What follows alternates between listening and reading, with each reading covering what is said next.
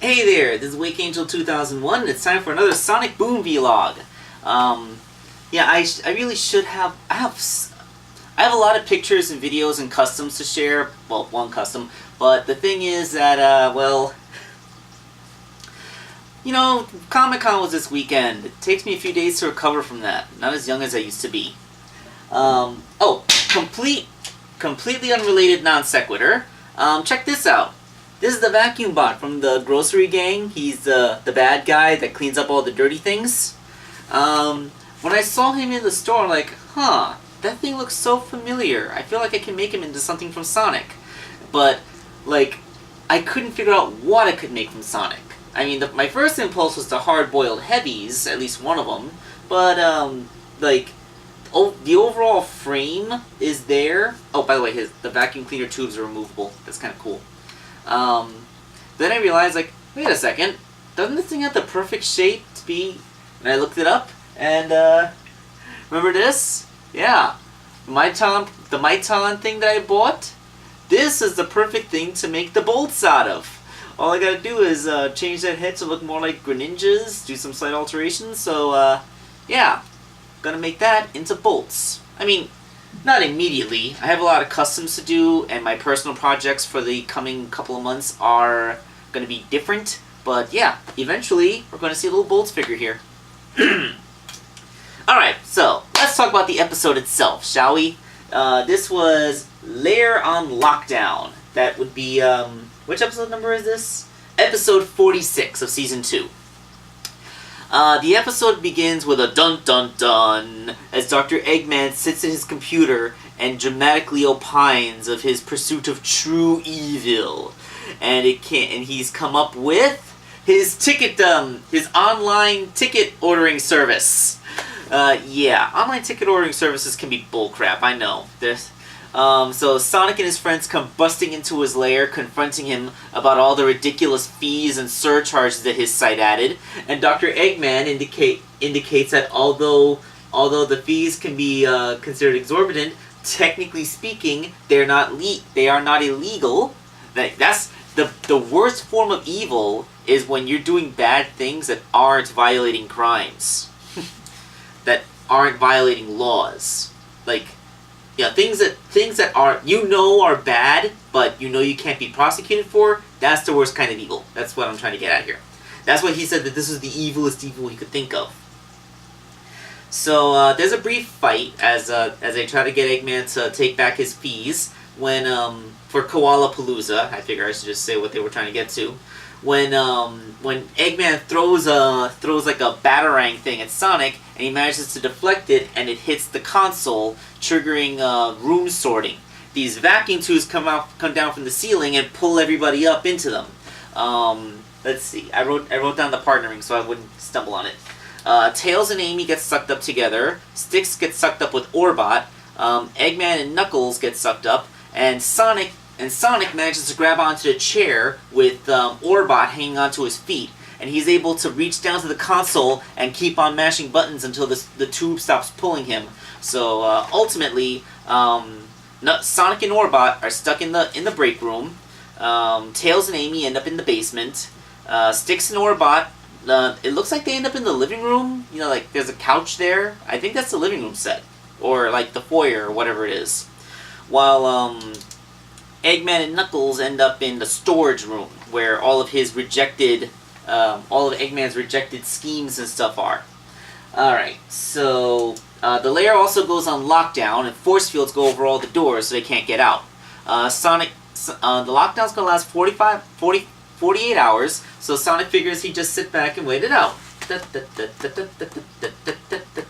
I can't take it anymore, I gotta get out of here! And he starts pounding onto the force field trying to escape. That's, because of course, like, this is Sonic the Hedgehog. You will literally lose a game if you don't touch anything for 3 minutes. Like, seriously. It's Sonic CD. If you stand idle for 3 minutes, Sonic will literally just flip you off, jump off the screen, and the game will end. No matter how many lives you have, game over. So, yeah. Patience is not his virtue. Alright, so as I sit with my legs up on the chair because I'm more comfortable this way. Tails and Amy are stuck in the break room in the basement, and Amy decides to start cleaning up because it's really dusty down there. Styx and Orbot are trapped in the living room, like I said, and Styx is mean. Like, Orbot tries everything he can do to try and pass the time or make polite conversation, but Styx just will not have it. I'm not giving you my personal information. You're gonna sneak up on me? Like, geez, Styx. It's like, I know you're the crazy paranoid, but this is Orbot. I know you hate robots, but you're coming off as a little bit racist here. I mean, usually Styx is always... I love Styx, and I think she's the highlight of every episode, but her crazy Styxisms this time made me feel uncomfortable. We're seeing the darker side of the paranoid crazy on the team. And then, what was I on? Oh yeah, Eggman doesn't know Knuckles' name. He keeps on calling him all kinds of different names. Nubbins, Nickels, Nipples. Eggman doesn't know Knuckles' name. That's kind of funny. So, the next few minutes of the episode is basically just seeing them bounce off each other for a little bit. I just mentioned how Styx is jumping down Orbot's non-existent robot throat. So Orbot is just trying to give her a wide berth so she won't smash him. Eggman is stuck in the room with the dumbest character on the show, but Knuckles is always gleaming with enthusiasm. You should do what I do when I'm feeling down. I have no idea what that is, because I'm always feeling great. If ignorance is bliss, Knuckles is the happiest guy on the face of the earth. Wait, do they still call their planet Earth? I'm gonna keep calling it Earth. Knuckles tries to cheer Eggman up by looking at all the old stuff that they have. Like, there's one of the tomato can robots from his Saw scheme, the head of that shrew guy, a dinosaur egg from when they went back in time. And Knuckles is like, haha, who can forget that awesome adventure? There was no episode where they went back in time. There was time travel in the video game Rise of Lyric, but they did not go back in time far enough for dinosaurs. So no, we didn't miss anything. They're just making fun. Although I really would like to see that. If they're gonna do a time travel episode in the future, that would be cool. What happened after the dinosaur egg? Oh yeah, that's when they found Eggman's first robot. It's like a little cylinder with a dome head, rolls around the wheel, and it communicates in Morse code because its circuitry is too simple for complex language. Alright, so I jumped ahead a bit, so let's get back. Amy and Tails, while Amy's cleaning up, she moves some boxes aside and finds some really dirty boxes of toxic waste. Tails has a scanner and indicates that it's a highly radioactive component. But he says that they should be safe as long as it remains at a low temperature. I don't know, like, in general, when something is so radioactive that it glows with light that is visible through a radiation-shielded barrel, that's pretty... That's the kind of radioactivity you don't want to be near. I mean, I know technically a lot of glow-in-the-dark paints are detectably radioactive, but, you know, they're not dangerous unless you literally ingest the paint. Like, because they're, you know, they tend to be weak alpha emitters that can't penetrate your skin. So the radiation damage only gets to you when you actually ingest it, because then it can access your organs. But yeah, whatever, like, we're to accept that this radioactive substance is properly shielded, and as long as it's not heated, it should be fine. So Tails and Amy, just to be safe, they retreat to the opposite side of the room and hide behind some boxes. Sensible, because we gotta remember, radiation drops off with the inverse square rule. So the farther away you are, the safer you are. This is why you'd be surprised when some people go to like the Chernobyl site and they aren't wearing radiation suits. They're just wearing masks and gas. They're wearing filters and masks to prevent radioactive dust from getting into their lungs and eyes, but their skin is fine. And also, when working around cleaning up radioactive hazards, the best thing you can do is wash your hands. Because, that radioactive dust is not going to harm you in a short period of time, but, you don't want it to get into like a cut in your skin or something. Okay, enough lecturing about the hazards of radiation. Let's continue with the episode. Orbot notes that Sonic is trapped with Cubot, and Cubot, being an idiot, doesn't really know anything about how to undo the lockdown. So Sonic tries to get into the computer, but it needs a verbal command to get to get access to the console. So Sonic keeps on trying to come up with favorite things like, what's Eggman's favorite color? Clear? How is that even a...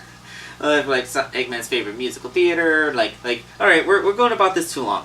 What are things that Eggman likes? Well, mustache grooming, your approval. Like, if Eggman wanted my approval, he'd make his password something cool, like Chili Dog. And it turns out that Chili Dog is the password to unlock the console. Oh God, Dr. Eggman. All he wants is for his furry blue senpai to notice him. So when they finally have access to the console, the thing is that it's extremely complicated and Sonic has no idea what the chuffing hell he's doing. So he's just kind of hitting random buttons, and this is causing causes things to happen, like the lights turn off and stuff.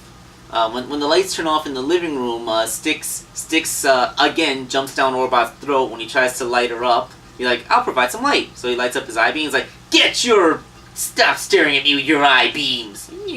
Oh, you're gonna get me in the dark, aren't you?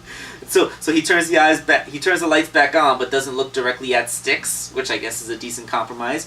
When he notices that there's an air conditioning vent, and if air is moving through the circulatory system, then that means that the air vents are not blocked by the force fields. So they use a ladder and work together to get the air vent off. But the airstream coming out of the vent is too powerful for them to crawl through. They're very tiny and they're lightweight, so I'll buy that. Maybe Eggman could crawl through the air vent while the wind was blowing, but not these guys. So they open up the panel where they can get access to the controls, and Orbot starts describing how to turn down the AC, but she just yanks the wires, which turns the AC off completely. Remember what we said about those barrels? With the AC off, it's going to start getting warmer in the basement, which means that those barrels of radioactive waste are going to go off. So Tails and Amy start panicking and doing everything they can to try and keep the barrels cool, while Styx and Orbot are crawling through the pipes. Things culminate when Styx and Orbot crash into the room with Amy and Tails, and they find out about how imperiled they are. When we go back to Knuckles and Eggman, when, like I said, they mentioned that the first robot is so primitive it can only communicate in Morse. That's when Eggman gets the idea. He can use a wrench to bang on the pipes and send messages to the other rooms. So he sends a message to the next room where Tails can hear it, and fortunately Tails can speak Morse. So of course Tails can speak Morse. He's the genius.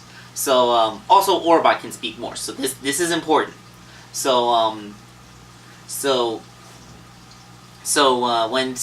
When they realize that they can communicate, they bang back a message telling Eggman about the radioactive substance in the basement. So Eggman says, I forgot that in my spring cleaning, and without the air conditioner, this whole place is gonna blow. We gotta relay messages. So Eggman starts sending Morse messages about how to disable the lockdown, which Orbot hears and relays it to Tails, so that Tails can knock out the Morse message to Sonic and Cubot. Now, Cubot's Morse is a little rusty since he broke up with the telegraph machine, but fortunately, Cubot can still speak Morse. Like, he may be an idiot, but one thing that robots are supposed to be good at is remembering things. And, coding languages. So Cubot gives Sonic the instructions on how to undo the lockdown, but Sonic doesn't wait for the whole instructions, and he does things like he moves a dial too far, and it causes something to hit Knuckles in the storage room. So we have a little musical montage where these messages are being banged out, and the cool thing is that they're like doing it stomp style, where the actual banging is the music, which is cool. So they work together, and they finally manage to get Sonic the final code to undo the lockdown, but it doesn't work. He's like, "Why didn't it work? I did it perfectly. Did you have the caps lock on?" "Oh, please, I did not leave the caps lock on." And he looks like, "Oh, here's a problem. It's totally not related to the caps lock at all." And he pushes one button, which you know is the caps lock button. And he puts the code in, and the doors open, and they all run out, and seconds after they get out of the lair, it explodes. Because, rule of drama. And yes, you can't just turn the air conditioner back on because they showed how Styx tore out the wiring. So she broke the air conditioner. It's not that she turned it off. So yeah, nice little way to add the drama there.